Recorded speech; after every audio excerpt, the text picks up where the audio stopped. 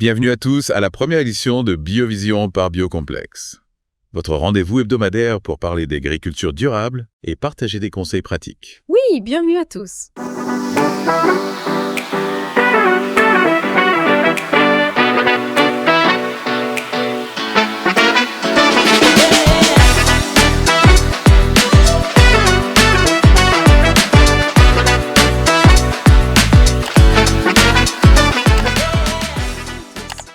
Aujourd'hui, on s'attaque à un sujet qui nous concerne tous, surtout avec les changements climatiques.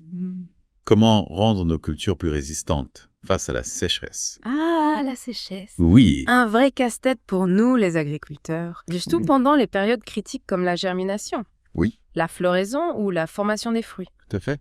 C'est là que nos plantes ont le plus besoin d'eau. Exactement. Et on le sait, l'eau, c'est la vie pour nos cultures. Alors, comment les aider à traverser ces périodes difficiles, Oui, même quand la pluie se fait rare? J'imagine que vous avez quelques astuces à partager. bien sûr. Il existe plusieurs techniques pour améliorer la résistance de nos cultures à la sécheresse. Par exemple, le paillage. D'accord. Une technique simple et efficace pour limiter l'évaporation de l'eau du sol. Ah oui, le paillage, c'est un grand classique. On en entend souvent parler. Mais comment ça marche exactement? On étale simplement de la paille sur le sol autour de nos plants. En effet, on peut utiliser de la paille, mais aussi des feuilles mortes, du compost ou même des copeaux de bois. L'idée, c'est de créer une couche protectrice Oui, qui empêche le soleil de taper directement sur le sol et de le dessécher. c'est logique. Mhm, Et en plus du paillage, on peut aussi utiliser des cultures de couverture, n'est-ce pas? tout à fait. J'ai entendu dire que ça aide à améliorer la structure du sol et sa capacité à retenir l'eau. Les cultures de couverture, comme les légumineuses par exemple, ont des racines qui ameublissent le sol et le rendent plus spongieux. Comme une éponge, le sol peut alors absorber et retenir plus d'eau. Intéressant. Donc, paillage et culture de couverture, deux techniques simples et naturelles pour aider nos cultures à mieux gérer le stress hydrique. Mais y a-t-il d'autres solutions, peut-être un peu plus techniques? Je pense notamment aux engrais. Ah oui, les engrais. Ils ont un rôle important à jouer, surtout en période de sécheresse.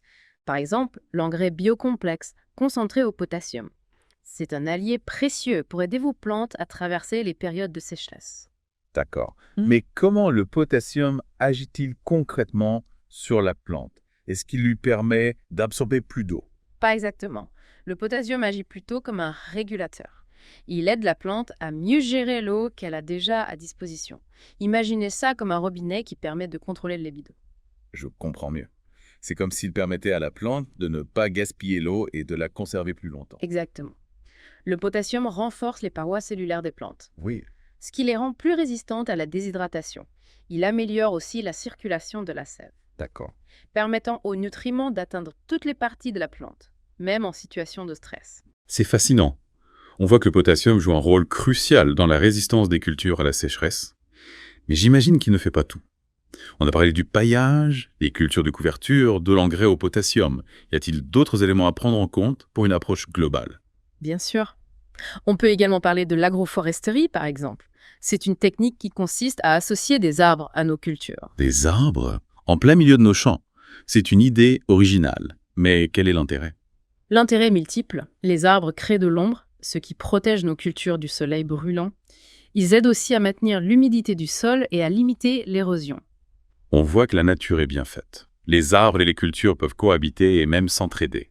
Exactement. En plus, les arbres peuvent servir de brise-vent, Ah oui, ce qui est très utile pour protéger nos cultures des vents secs qui peuvent les déshydrater. on dirait que l'agroforesterie est une technique très prometteuse pour améliorer la résistance des cultures à la sécheresse.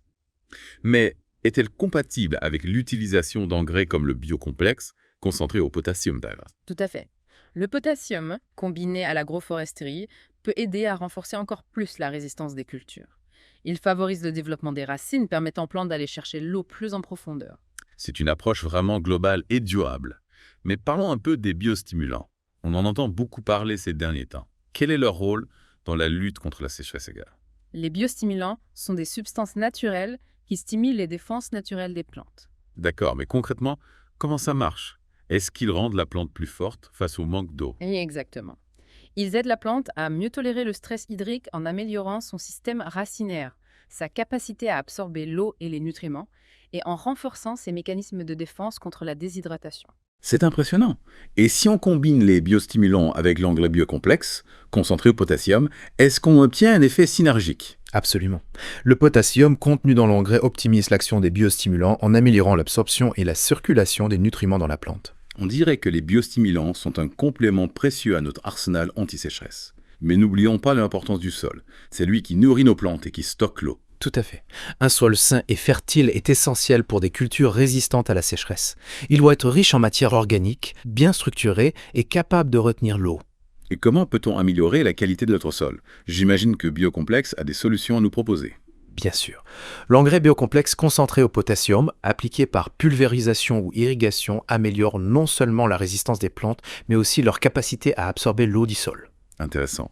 Le potassium agit donc à plusieurs niveaux. Oui, en plus de son rôle de régulateur d'eau au sein de la plante, il favorise également l'activité microbienne du sol, ce qui améliore sa structure et sa capacité à retenir l'eau. C'est une approche vraiment complète. Et si le sol est très compact, qu'est-ce qu'on peut faire? Dans ce cas, on peut utiliser le biocomplexe 4 en 1. D'accord. Ce produit corrige l'acidité du sol, améliore sa structure et favorise l'activité microbienne, ce qui est essentiel pour une meilleure rétention d'eau.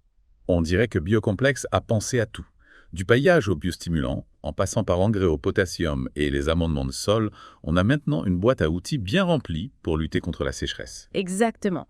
Et n'oubliez pas que la clé, c'est d'adopter une approche globale, en combinant ces différentes techniques et en les adaptant à vos besoins et à votre contexte local. C'est vraiment encourageant de voir qu'il existe autant de solutions pour aider nos cultures à mieux résister à la sécheresse. Mais avec toutes ces options, par où commencer?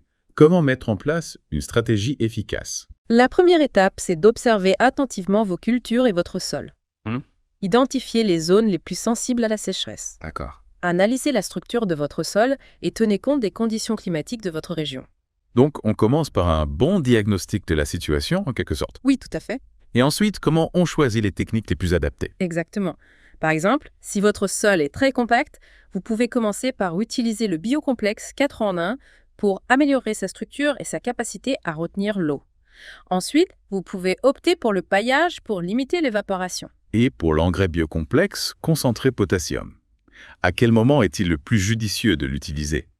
L'idéal, c'est d'appliquer l'engrais de manière préventive, avant même que la sécheresse ne s'installe.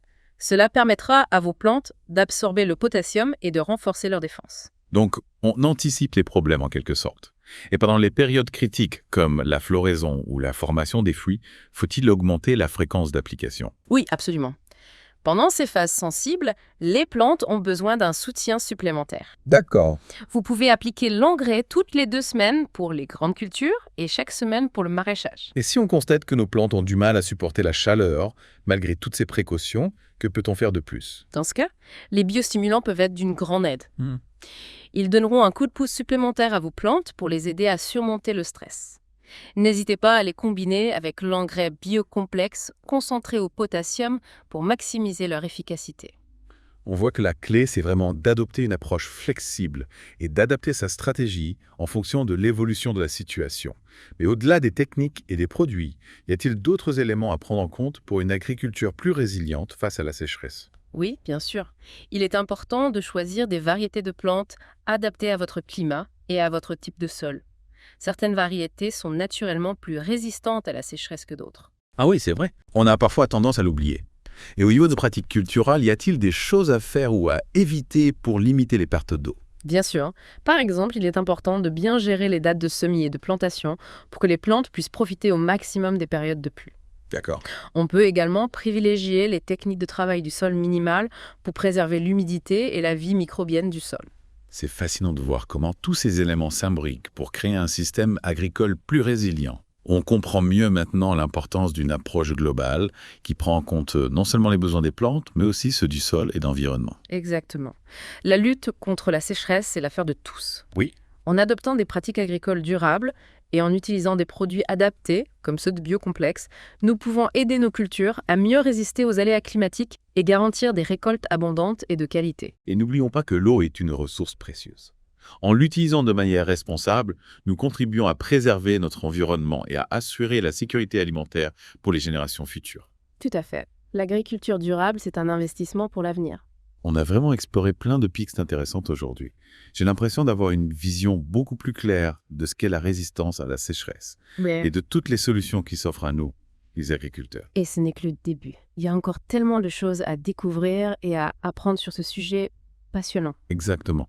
Et c'est justement ce qui rend l'agriculture si stimulante. On est constamment en train d'apprendre et de s'adapter. D'ailleurs, en parlant d'adaptation, on a prévu de parler d'un sujet crucial dans notre prochain épisode. Ah oui. Les stratégies d'irrigation pour les zones à faible pluviométrie. Ah oui, l'irrigation. Un sujet qui touche de nombreux agriculteurs. Oui. Surtout dans les régions où l'eau c'est rare. On partagera des conseils pratiques pour optimiser l'utilisation de l'eau D'accord. et garantir de bonnes récoltes, même en conditions difficiles. Alors, si vous voulez en savoir plus sur les techniques d'irrigation les plus efficaces et les plus durables, n'oubliez pas de vous abonner à notre chaîne Oui, et d'activer la cloche des notifications pour ne pas manquer notre prochain épisode de Biovision pas biocomplexe. on a hâte de vous retrouver la semaine prochaine pour un nouveau plongeon au cœur de l'agriculture durable. D'ici là, on vous souhaite de bonnes récoltes et on vous remercie de votre écoute.